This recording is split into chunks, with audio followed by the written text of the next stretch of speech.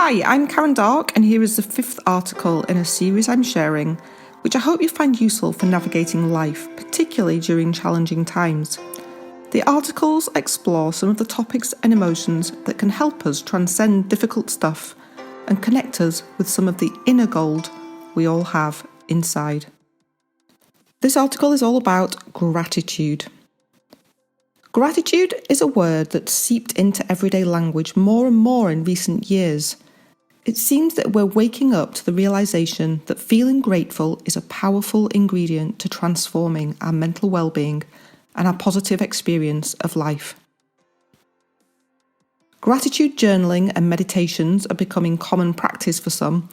I believe 2020 will be a big experience in gratitude for all of us. Even though lockdown or a deadly virus are not things any of us would choose to experience, there is the potential for us to learn a lot through the process. Can you imagine how much we will appreciate things that we always took for granted after so long without? To walk, run or play outside, to hug our loved ones, to smile at each other face to face or visit a favourite place again? Even in lockdown, I'm feeling appreciative of certain things like the permission to slow down, the lack of rush, the time for good sleep, the sounds of nature and birdsong that seem louder than before, or at least just not drowned out by engines and the noise of busyness. Feeling grateful is something that has helped me shift many times from a state of stress, worry, or general lack of ease to a healthier, happier state. My greatest personal journey with gratitude was in 2018. I was a very fortunate winner of the BBC Radio 4 Royal Geographical Society Journey of a Lifetime Award, where I cycled the length of the Murray River, a vulnerable Australian river ecosystem. I'd felt burnt out after 10 years of almost continuous high-level training for Paralympic hand cycling. I had taken my seemingly endless energy for granted until it was gone. I never sought a medical diagnosis for my feeling of exhaustion and lacklustre, but I felt to be dragging myself through life instead of dancing. I never used the label depressed, but I had definitely lost my energy and sparkle for life. I first came across the story of the Murray River when a friend told me of an Australian woman who had swum its 2,000-mile length. The more I learned about the river, the more I was attracted to explore its fascinating story. The river flows from the snowy mountains of Australia into a dry, drought-stricken landscape. Hungry crops like cotton and vines are grown, which seems crazy given it is so dry. Water is diverted from other rivers and communities and ecosystems are slowly drying up. Environmentalists fight for the balance and health of the river and its catchment area. Algal blooms replace pools once rich in fish. Dams and weirs have messed with the natural flow of water, causing unseasonally dry riverbeds and intermittent flooding. In the Murray River region, water is now a commodity that costs more than the wine it is used to produce. The story is not unique, and there are many parts of the world where entire lakes and river systems are drying up due to the demands of population, irrigation, and poor water management. As a Paralympic athlete, I also mismanaged my resources. I took my energy for granted and assumed my body would keep on giving because it always had. In the process, I pushed through when sometimes I was exhausted and kept squeezing myself for more and more. Instead of listening to what my body needed, I overrode it and forced it to respond to my demands. I wanted to learn from the Murray River and its people about ways to manage limited resources more sustainably. Is it possible to maintain flow and still flourish whilst the ecosystem, our body or the landscape, remains healthy? You can still listen to the programme online. It's called From Source to Sea via me on the BBC Radio website. On the final day of my journey with the Murray River, I rode to the end of a narrow track that led towards the mouth of the river. It seemed the most beautiful day ever. Perhaps because I felt an overwhelming sense of gratitude. I felt alive again. I had energy. I I was grateful for my shoulders and arms that had pedalled me the length of the river, for the incredible kindness we'd received along the way, for the opportunity to be creative and make a radio programme, for friendship, for my experiences as an athlete, for my life, for just about everything. You get the idea. I experienced a power shower of gratitude, and inside, I felt very peaceful. Gratitude helps you be your best.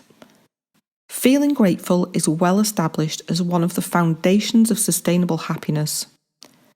Neuroscience has shown that if we regularly pay attention to things we are grateful for, then levels of our happiness hormones become elevated. Gratitude is a great natural antidepressant as it stimulates release of dopamine and serotonin, two crucial neurotransmitters responsible for enhancing our mood. If we can consciously practice gratitude, we help strengthen these neural pathways in our brain and can create a more permanent state of gratefulness and positivity. I use the word SMILE as an acronym for ideal moments to feel gratitude and raise those levels of happy hormones. SMILE stands for sleep gratitude, movement gratitude, inspiration gratitude, landscape gratitude, and exchange gratitude. Let me explain. Sleep gratitude. I've ingrained a habit so that every night when my head hits the pillow, I call to my mind at least 3 things I'm feeling grateful for that day. No matter what has happened in your day, there are always things to be grateful for. This pre-sleep stage is an ideal time to lock new connections into your subconscious mind.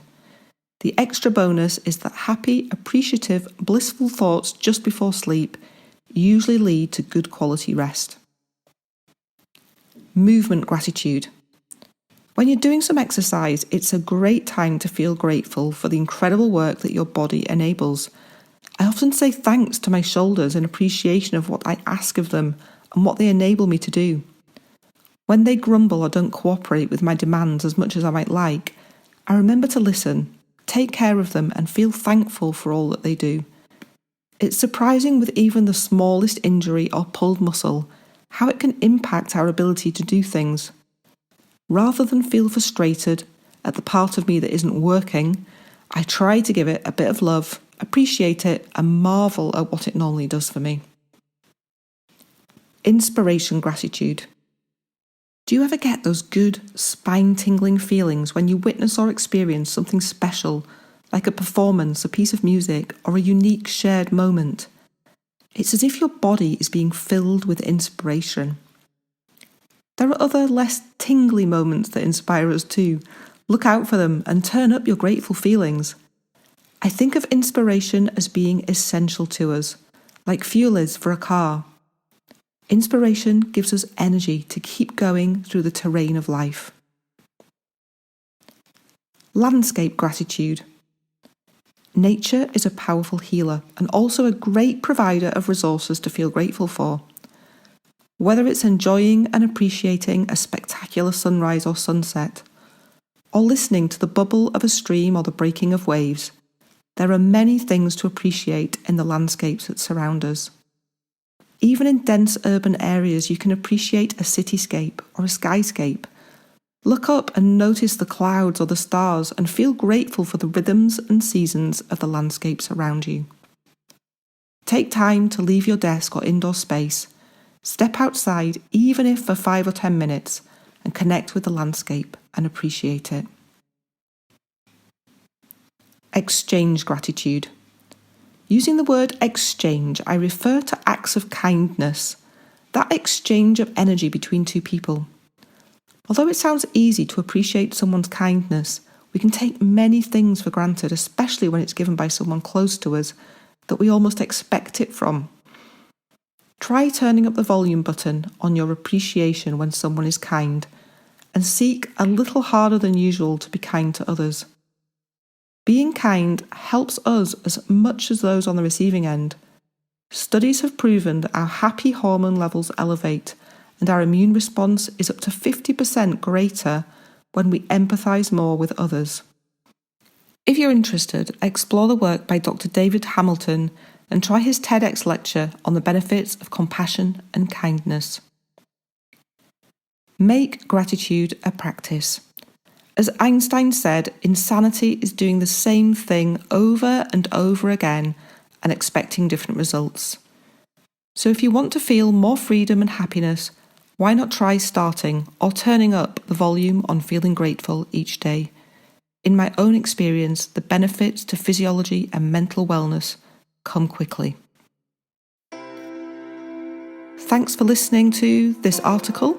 Over the coming weeks, I'll share one a week, each with a theme that I hope will be useful for you. Each theme has been a gift that I have learned from each of the Quest 79 journeys.